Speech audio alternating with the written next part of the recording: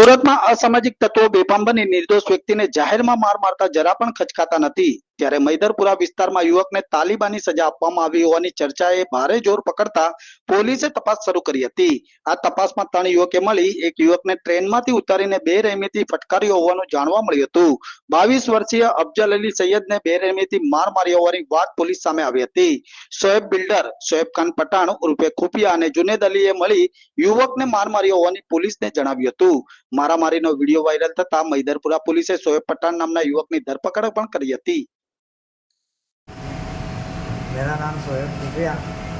ये वीडियो बना के मैं सबको बताना चाहता हूँ कि थोड़े दिन पहले एक लड़के के साथ मैंने मारामारी किया था, उसका एक वीडियो बनाया था, वो वायरल हो गया। उसके लिए मैं माफ़ी चाहता हूँ। सबको बता दो किसी से मददमारी लड़ाई झगड़ा करने का नहीं तो दिक्कत होगा।